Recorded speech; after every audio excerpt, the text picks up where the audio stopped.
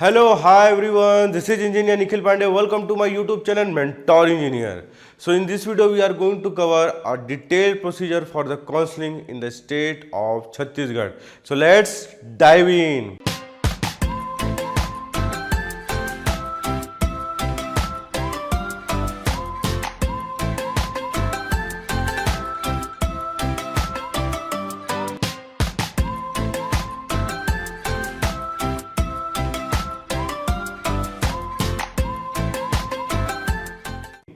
तो बच्चों, आप सबको पता ही होगा कि अभी एमसीसी की एक लेटेस्ट नोटिफिकेशन कल रिलीज़ हुई है, रात की अपडेट हुई है ऑफिशियल वेबसाइट पे कि आपकी जो है डेट्स जो है वो चेंज हो चुकी है। जो कि पहले आपकी 26-27 से स्टार्ट होनी थी, तो उसका जो है पोस्टपोन्ड हो चुका है। तो उसमें डेट्स भी आपकी रिलीज़ हो गई कि 28 से जो है आपका रजिस्ट्रेशन स्टार्ट होंगे। ठीक है, पेमेंट, चॉइस फिलिंग, लॉकिंग 28 से लेके जो है 2 नवंबर के बीच में रहेगा। प्रोसेस रहेगा सीट अलॉटमेंट का, वो आपका 3 नवंबर से लेकर 4 नवंबर के बीच में रहेगा। और जो आपका रिजल्ट और डिस्प्ले हो जाएगा 5 नवंबर के बीच में। ठीक है, तो ये छोटी सी नोटिफिकेशन थी। अब बात करते हैं बच्चों हम छत्तीसगढ़ के नीट की काउंसलिंग के प्रोसीजर को लेकर। बहुत सारे लोग जो बाहर के भी हैं वो वीडियो को देख रहे हैं, तो उनको भी पता चल जाए कि काउंसलिंग होती किस तरीके से है, सीट मैट्रिक्स क्या होती है, and what are the essential documents required during the counselling process that it will make you hassle free while during the document verification as well as for the admission process. तो देखिए, सबसे पहले first of all we are going to discuss about the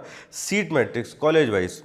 ठीक है, तो college wise अगर हम seat matrix की बात करें तो सबसे पहले रायपुर की बात करते हैं। पंडित जवाहरलाल नेहरू मेडिकल कॉलेज जिसे के नाम से जाना जाता है।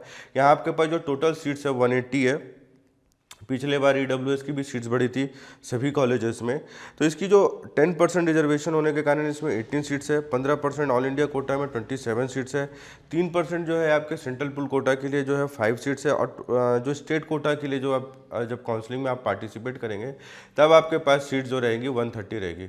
बहुत सारे बच्चे हैं जो पंडित जवाहरलाल नेहरू मेडिकल जो है उनकी सबसे पहली प्रेफरेंस होती है छत्तीसगढ़ से लेने के लिए। तो अगर हम पिछले साल की बात करें, अगर ऑल इंडिया कोटा के थ्रू देखें तो 590 के आसपास गया था कट ऑफ, और स्टेट कोटा के आसपास जो है 565 गया था। मैं मिनिमम की बात बता रहा हूँ। ठीक है, अगर आप ऑल इंडिया कोटा के थ्रू अगर इस बार एडमिशन लेना चाहते हैं या स्टेट कोटा के थ्रू लेना चाहते हैं तो उसके बारे में मैं आपको कैटेगरी वाइज कट ऑफ के बारे में बताऊंगा। वीडियो के लास्ट में मैं आपको जो स्क्रीन में डिस्प्ले करवा दूंगा category wise cut off for both 85% state quota counselling as well as for the 15% all India quota counselling. तो कट ऑफ से ज़्यादा जो है पहले आप सीट मैट्रिक्स को समझिए, डॉक्यूमेंट प्रोसेस को समझिए, काउंसलिंग प्रोसेस को समझिए, ताकि आपको काउंसलिंग करते वक्त बहुत आसानी हो। इसी तरीके से हम बिलासपुर की बात करें तो उसके पास 180 सीट्स है। जगदलपुर के पास 125 है। राजनांदगांव के पास 125 सीट्स है। रायगढ़ के पास 60 है। अंबिकापुर के पास 100 सीट्स है। ठीक है, और 2 आपके यहाँ पर प्राइवेट मेडिकल कॉलेजेस हैं जिनकी सीट्स जो है आपकी 300 है। तो स्टेट कोटा के लिए अगर इन गवर्नमेंट मेडिकल कॉलेजेस की अगर हम बात करें तो रायपुर के पास आपके पास पंडित जवाहरलाल नेहरू मेडिकल कॉलेज के पास 60 है। सिम्स बिलासपुर के लिए 130 है। जगदलपुर मेडिकल कॉलेज के लिए 92 है। राजनांदगांव के लिए अटल बिहारी मेडिकल कॉलेज के लिए 92 है। रायगढ़ के लिए 44 है। और चूँकि इस साल अंबिकापुर खुलने की पॉसिबिलिटी बताई जा रही है, जिसके लिए अगर टोटल सीट्स अगर बात करें तो उसमें 100 सीट्स होंगी, जो कि सब डिवाइडेड 10% ईडब्ल्यूएस के लिए हो जाएगी और 15% ऑल इंडिया कोटा के लिए, 3% ऑल सेंट्रल पुल कोटा के लिए। ऐसे करते हुए अगर आती है इस बार पार्टिसिपेट करती है ऑफिशियली, हालांकि cgdme.co.in में जो है नोटिफाइड कर दिया जाएगा। ये आपकी काउंसलिंग जो है लगभग 5 से 6 नवंबर के बीच में जो है स्टार्ट हो जाएगी स्टेट की काउंसलिंग्स, या 2 नवंबर के भी बीच हो सकती है। तो ये सारी अपडेट्स आपको जो है मैं वक्त पे देते रहूँगा। तो इस तरीके से आपकी स्टेट की जो है सीट मैट्रिक्स रहेंगी। अब चूंकि आपको हमने we had already made a several video regarding the NEET document verification. More और लेस डॉक्यूमेंट्स जो रहते हैं वो स्टेट के लिए भी और आपके ऑल इंडिया कोटा काउंसलिंग के लिए सेम रहते हैं। कुछ चीज़ें जैसे जो है रोल प्ले करती है, क्योंकि ऑल इंडिया कोटा में आपका डोमिसाइल फ्री रहता है। स्टेट कोटा के लिए डोमिसाइल जो है आपका कंपलसरी रहता है। डोमिसाइल को लेके भी बहुत सारे स्टेट के अलग अलग रूल्स रहते हैं, उनको भी आप जरूर समझ लीजिएगा कहाँ पर कितना पढ़ना है। जैसे आप राजस्थान कोटा जैसी अगर जगह से आप पढ़ाई कर रहे हैं तो अगर आपने 10th और 12th वहाँ से किया तो आप जिस स्टेट से हैं प्लस आप जिस राजस्थान से अगर आप पढ़ाई करें तो वहाँ से भी अवेल कर सकते हैं। इसी तरीके से आप दिल्ली में भी कर सकते हैं। दिल्ली के लिए 10th और 12th वहाँ से पढ़ा हुआ होना बहुत ज़रूरी रहता है। तो आप ये देखिए कि आप किस स्टेट से पढ़े हैं, आपने क्या नेटिव है। तमिलनाडु वगैरह की देखें तो नेटिव प्लेस भी देखा जाता है। तो बहुत सारी चीज़ों को लेकर जो है डोमिसाइल का बनता है सर्टिफिकेट। डोमिसाइल भी आपके 2 तरीके में आएंगे। एक आपका परमानेंट ही बनता है जो आपके रेसिडेंशियल पे आपके एजुकेशन में 10th और 12th की आपने एजुकेशन क्या की, आपके जो पेरेंट्स हैं वो कितने साल से रह रहे हैं, ये सारे फैक्टर्स के बेसिस में जो है आपका डोमिसाइल बनता है। Once the domicile will be get fulfilled by all the necessary documents required for making a domicile, you are avail for the 85% state quota counselling. अगर आपके पास छत्तीसगढ़ की डोमिसाइल है तो आपको 85% स्टेट कोटा काउंसलिंग में पार्टिसिपेट करने का तो मौका मिलता ही मिलता है। आपको वहाँ की प्राइवेट कॉलेजेस के लिए भी 50% 50 सीट्स आपकी रिजर्व रहती है स्टेट कोटा के लिए, 35% मैनेजमेंट कोटा के लिए, बची हुई 15% एनआरआई कोटा के लिए सीट्स रहती है। अब डोमिसाइल के बाद जो सबसे ज़्यादा जो बच्चों को आती है दिक्कत, आपको मैं ये भी बता देना चाहता हूँ, गैप सर्टिफिकेट आप ज़रूर बना लीजिएगा बच्चों। गैप सर्टिफिकेट की आपको बहुत ज़रूरत पड़ेगी।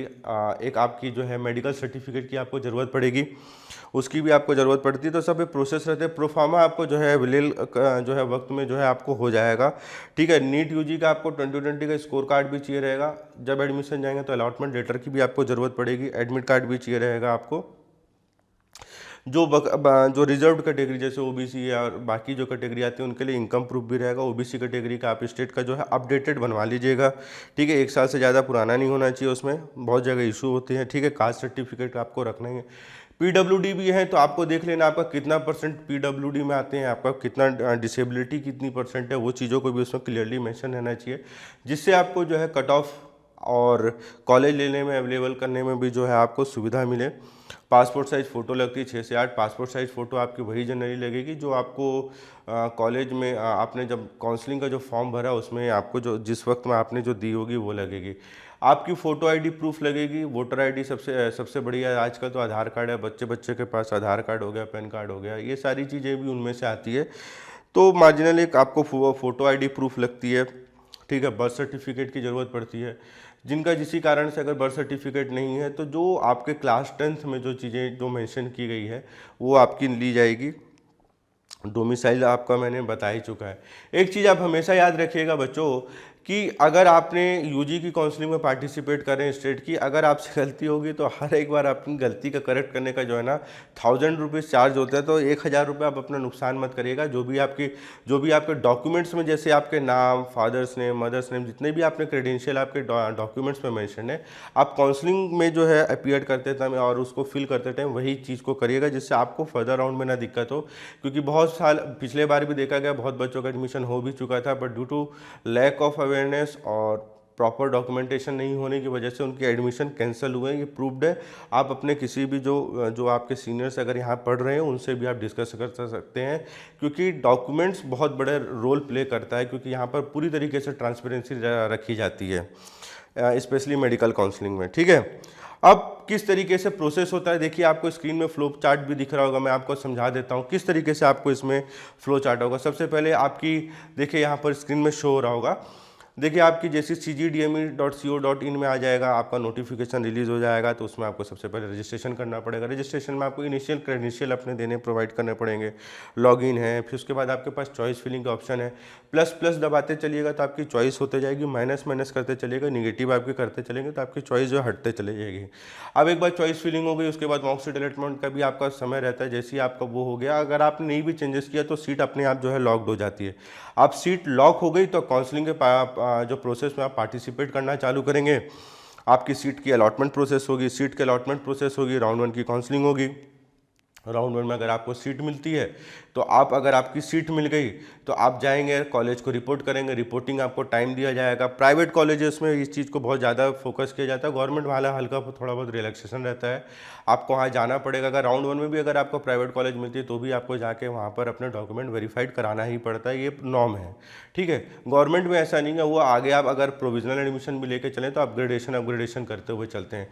तो राउंड 1 की काउंसलिंग हो गई। राउंड 1 की काउंसलिंग में जैसे ही आप पार्टिसिपेट किए, मान लीजिए अगर आपको सीट मिलती तो रिपोर्टिंग आपको सेंटर दिया जाएगा, आपको बताया जाएगा, वहाँ आपको जाना, फिजिकली अपीयर्ड होना पड़ेगा, आपको खुद जाना पड़ेगा, आपके डॉक्यूमेंट्स वहाँ पर पूरे वेरिफिकेशन होते हैं। कॉलेज के अपने भी डॉक्यूमेंट्स होते हैं, उनके बेसिस में जो है आपका प्रोसेस आगे बढ़ता है। फिर उसमें 2 टाइप के बॉन्ड्स भी होते हैं एडमिशन के टाइम में, सर्विस बॉन्ड भी होता है, डिसकंटिन्यूस बॉन्ड होता है, ये सारी चीज़ों के बॉन्ड वगैरह होते हैं।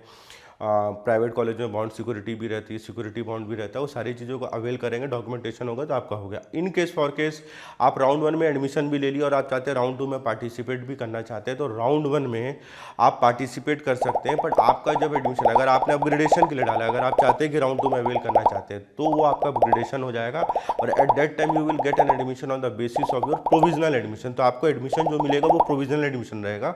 आप कॉलेज में एडमिशन ले सकते हैं। जब राउंड 2 की काउंसलिंग स्टार्ट होगी तो ऑटोमेटिकली आपके पास अपग्रेडेशन के लिए आएगा। जिस भी कॉलेज में आप बिलोंग करते हैं, कॉलेज आपकी अथॉरिटी आपसे एक बार कंसल्ट करेगी कि आप चाहते हैं कि फर्दर राउंड काउंसलिंग में पार्टिसिपेट करने चाहता है। ये पूरा डिसीजन आपके ऊपर रहेगा। चाहे तो आप काउंसलिंग में पार्टिसिपेट आगे चाहें तो कर सकते हैं, नहीं तो आप वहीं पर जो है लॉक करके जो है अपनी सीट को रिजर्व कर सकते हैं।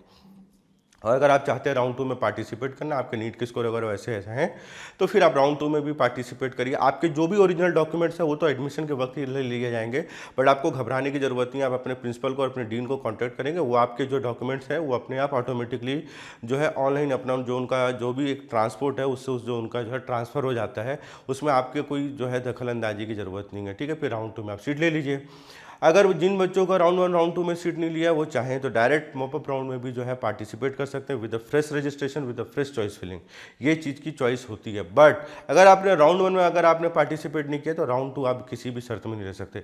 अगर आपने राउंड 1 में अगर सीट ले ली, चाहे तो आप एडमिशन ले ना ले, कोई फर्क नहीं पड़ता, क्योंकि फर्स्ट राउंड आपकी फ्री एग्जिट होती है। But in case if you pick a seat in the round 2 counseling, at that time you have to go through the admission process। Otherwise आपकी जो सिक्योरिटी जो फीस होगी वो फोरफेटेड हो जाएगी, वहाँ पर आपका कोई गारंटी वारंटी नहीं रहेगा। और अगर राउंड 1 राउंड 2 में अगर आपको सीट अलाउट नहीं हुई है तो ही आप मॉपअप राउंड में जाएंगे, अगर हुई है तो नहीं आएंगे। तो ये सारी चीज़ें आपको ध्यान में रखना। अब देखिए यहाँ पर स्क्रीन में आपको कैटेगरी वाइज कट ऑफ दे रहा होगा। तो अगर आप इस बार अगर छत्तीसगढ़ की स्टेट कोटा काउंसलिंग से अगर 55% से जा रहे हैं तो आप 560 का जो है 565 का जो है इनिशियली टारगेट लेके चलिए, तब जाके आपको जो है आपकी जो पॉसिबिलिटी है वो नियर टू जो है 100% रहेगी कि आपको गवर्नमेंट मेडिकल कॉलेजेस में एडमिशन मिल सके।